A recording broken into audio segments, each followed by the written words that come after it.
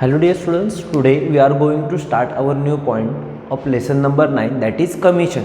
आता कमिशनबद्दल जर सांगायचं गेलं तर मी पहिल्याच लेक्चरात तुम्हाला थोडंफार त्याची आयडिया दिलेली. ओके, इन डिटेलमध्ये आपण पाहिलं नव्हतं त्यावेळी. त्यामध्ये डिस्काउंटची आणि कमिशनची फर्स्ट लेसनमध्ये मी तुम्हाला थोडीफार आयडिया दिलेली. त्याच्यानंतर आपण नेक्स्ट व्हिडिओमध्ये डिस्काउंटबद्दल इन डिटेलमध्ये सगळे एक्झाम्पल्स पाहिले. त्याच्यानंतर आता बघायचा आहे तो कमिशन. आता कमिशनबद्दल सांगायचं गेलं तर थोडंफार मी इन डिटेलमध्ये एक आयडिया, एक एक्झाम्पल वाईज घेतो. बघा, समजा हा आहे बायर, ओके, आणि हा आहे seller. Okay, buyer and seller. आता सेलर मीन्स काय, काही तर सेल करायचं आहे, आणि बायर म्हणजे काय, जो घेणारा असतो तो.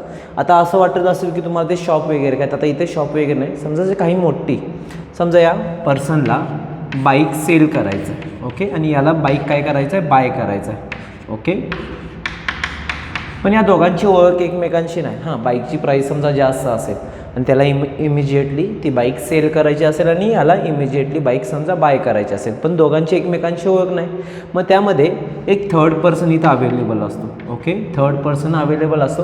तो काय करत असतो, सेल आणि बायर, सेलर आणि बायर यांची ओळख नसते, पण याचा या दोन्हीशी कॉन्टॅक्ट असतो. किंवा एखादं शॉप असतं बघा, जुन्या बाईकचं शॉप वगैरे, आपण तिथे जाऊन बाईक सेल पण करतो आणि बाय पण करतो. म्हणजे हा काय करणार, याला ती बाईक इथे सांगणार की मला ती बाईक सेल करायची, हा इकडे आला की काय होणार, मला बाईक बाय करायची समजा. मग तो दोघांची एक काय करून व्यवहार करून ती बाईक हा सेल करणार आणि हा काय करणार, बाय करणार. ओके, ठीक आहे, इथंपर्यंत क्लिअर आहे.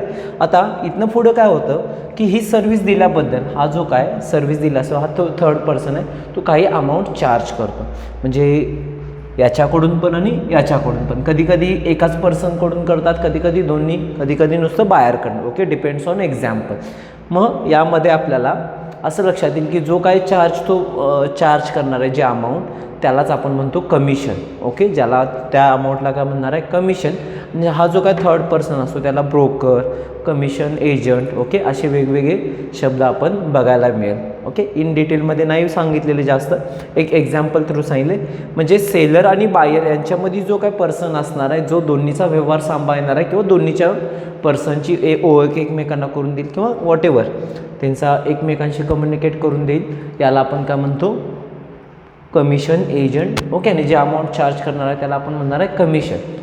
आता अजूनही काही एक्झाम्पल देता येत असेल तर ॲक्च्युली जे मोठमोठे व्यवहार असतात, म्हणजे जागेचे, जमिनीचे, त्यानंतर घराचे, मोठमोठ्या बिल्डिंग्स वगैरे, ज्यावेळी ते बाय किंवा सेल करायचे असेल त्यावेळी तिथे एखादा एजंट असतो. बघा, आता इन डिटेलमध्ये बुक्समध्ये काय दिले तेच आपण बघू आपण. बघा, commission. Sometimes it is not possible for a company to sell their manufacture good. In a such case, company assigned responsibility of selling the goods. For example, book, clothes, soap, etc. The person gets some remuneration for the service. आता company पण, आता मोठमोठे जे companies असतात ते direct जाऊन तर तुम्हाला कस्टमरला काही प्रॉडक्ट विकत नाहीत. मग त्याच्यामध्ये एखादी पर्सन किंवा एखादी स्मॉल कंपनी इन्व्हॉल्व करते यामध्ये. मग त्यामध्ये पुढं काय होतं बघा, ते बाकीचं जे काय प्रॉडक्ट्स आहेत ते सेल करतात. For example books, cloth, soap, etc. The person get some remuneration means काही अमाऊंट त्याच्या बदल्यात घेते. For the service the remuneration is called commission. The person who provide such type of service, आता या third पर्सनला काय म्हणतात बघा, is called as commission agent. Commission is decided of term of percentage. Okay, obviously नेहमी जसं discount हा पर्सेंटेजमध्ये mostly आपण एक्झाम्पल बघितले, इथं पण तेच असतं. कमिशन जे काय असतं ते डिपेंड्स ऑन पर्सेंटेज असतं. ओके, पुढे बघा, the rate of commission vary according to the types of goods. म्हणजे समजा मोठी अमाऊंट असेल तर तिथं कमिशन कमी जरी असेल तरी ती अमाऊंट मोठी होणार आहे. ओके, आणि जर समजा डिपेंड्स, म्हणजे एक्झाम्पलवर डिपेंड आहे. बाईक असेल तर किती पर्सेंटेज, समजा एखादे घर विकायचं असेल तर किती पर्सेंटेज. ओके, सो खाली दिले बघा, if owner of land, house, cattle, etc. Want to sell a belonging, it is not easy for them to find such customer. आता ॲक्च्युली लँड असू दे, हाऊस असू दे, त्याची जी काय अमाऊंट असते ऑब्वियसली आजच्या ह्याच्यामध्ये घडीमध्ये खूप जास्त असते. म्हणजे काही लाखामध्ये म्हणा किंवा करोडमध्ये पण असते. मग तितक्या समोरची पार्टी किंवा समोरचा पर्सन घेणारा पण तितका स्ट्रॉंग पाहिजे, तितक्या अमाऊंट असणारा पाहिजे. मग तो पर्सन इझिली आपल्याला अवेलेबल होऊ शकत नाही. त्यामुळे पुढे काय दिले बघा, in such situation the person who brings seller and buyer together, म्हणजे सेलर ॲज वेल ॲज बायरला together, okay, that is comes together, then it is called as mediator or and agent or commission agent. आता बघा 3 words वापरले.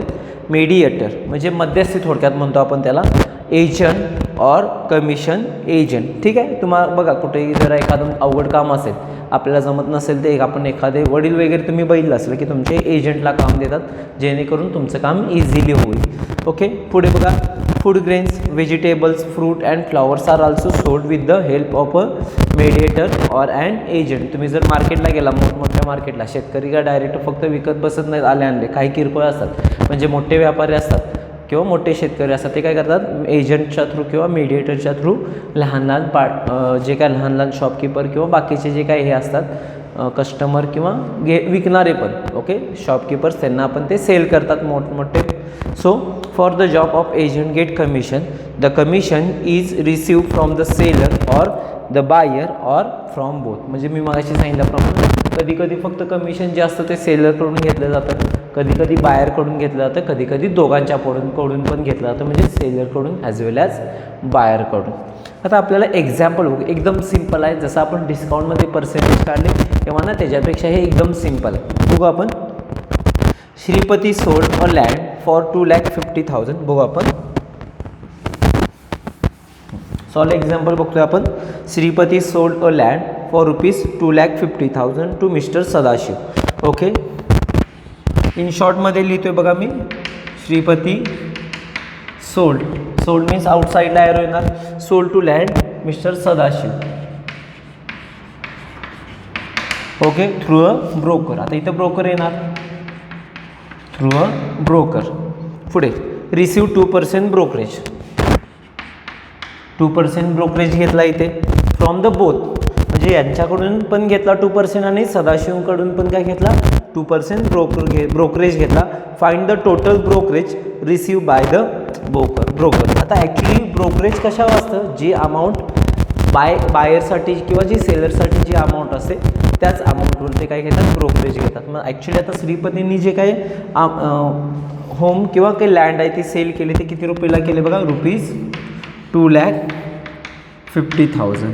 Okay, 2,50,000. मग आता पहिला समजा श्रीपतींनी brokerage दिला असणार या अमाऊंटवर, ऑब्वियसली सदाशिवनी पण हे जे काय लँड आहे ती 2,50,000च घेतले, त्याच्यावर 2% दिले असणार.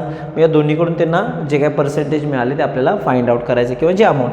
मग पहिला श्रीपतीने दिलेला ब्रोकरेज काढू, नंतर सदाशिवचा तर तो सेमच आहे.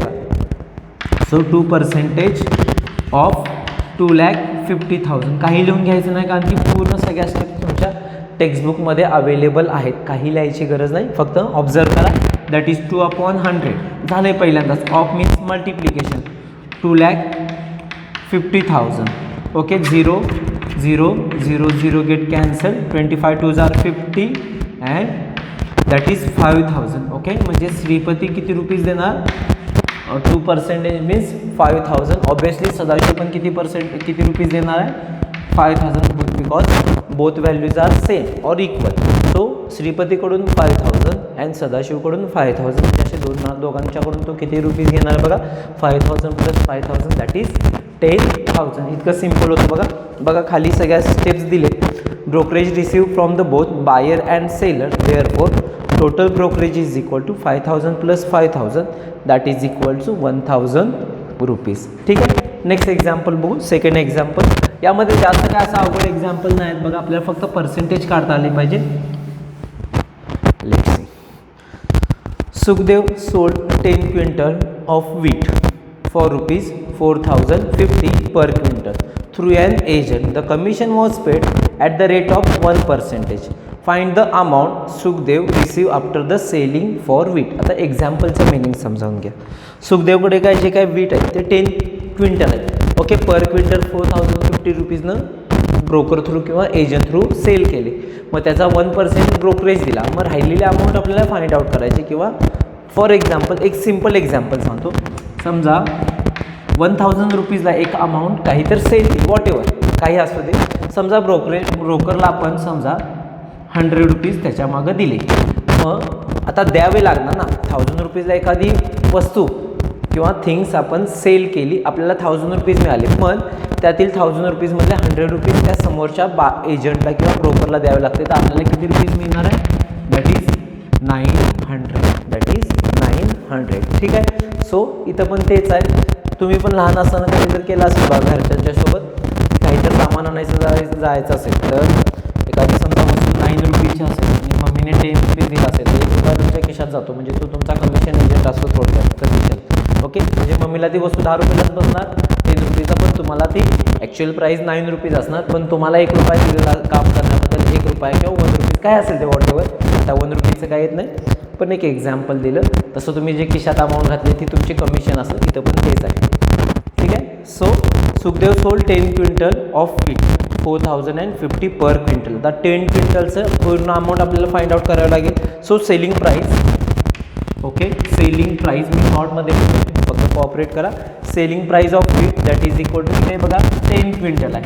पर क्विंटल किती दिले व्हॅल्यू 4050.